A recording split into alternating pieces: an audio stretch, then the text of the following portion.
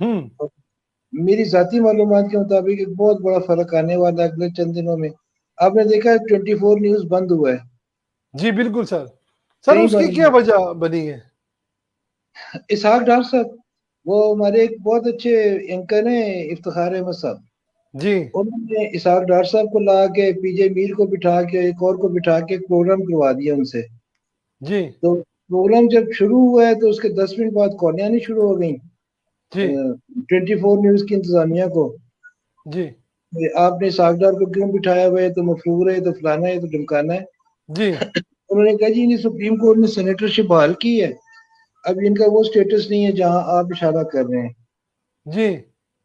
और हमने अल्लाह इनके अकबर। नाम से सेनेटर रखा हुआ है, लिखा हुआ है, आप देख लें। तो जो सेनेटर होगा वो, अगर हमारा पाकिस्तान का सेनेटर मफरूर होगा, भगोड़ा होगा, तो हम क्या होंगे? हम्म। उन्होंने दबाव कबूल नहीं किया। फोन आते रहे, आते रहे, आते रहे, हत्ता कि 1 घंटा गुजर गया, प्रोग्राम खत्म हो गया। जी प्रोग्राम खत्म होने के बाद उन्होंने नोटिस भेजा उसको ऑफ एयर करने का। केबल ऑपरेटरी जरिया होते हैं, ऑफिशियली तो चैनल बंद करना बहुत मुश्किल काम होता है। तो जी केबल ऑपरेटरों को इस्तेमाल किया जाता है। तो केबल ऑपरेटर खड़े हो गए, उन्होंने कहा जी हमें जुबानी ऑर्डर नहीं चाहिए, हमें राइटिंग में ऑर्डर दें। अब राइटिंग में ऑर्डर कैसे लाएंगे? तो 24 न्यूज चल रहा है, और ये अब से कुछ अर्सा पहले, 3 महीने पहले, जब ये सारा सिस्टम बाफैज होता था, तो एक इशारा आता था और जियो बंद, फलाना बंद, धमकाना जी बंद, जो बोले वो भी बंद।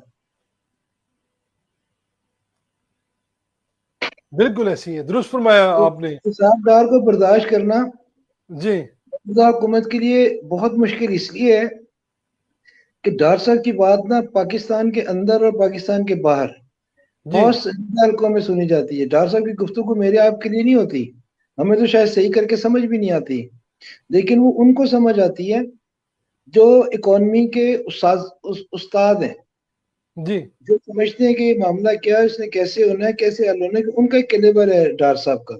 आम आदमी का कैलिबर वो जाहिर है नहीं होता। अगर मेरा होता तो मैं सागदार ना होता। तो डार साहब की बात ना इस्टेब्लिशमेंट में भी सुनी जाती है, कोर कमांडर कॉन्फ्रेंस में डिस्कस हो रही होती है, इसहाक साहब की बातों को नोट किया जा रहा होता है, उसके मुताबिक पाकिस्तान की पॉलिसी में तब्दीली हो रही होती है। जी लेकिन एक होता है मशवरा जो डार साहब देते हैं, एक होती है उसकी इम्प्लीमेंटेशन। इम्प्लीमेंटेशन के लिए डार साहब ना सही, डार साहब के लेवल का तो कोई बंदा हो या लेवल से कम बंदा हो, कुछ समझे तो सही कि मुझे क्या कहा जा रहा है, उसको इम्प्लीमेंट करे वो।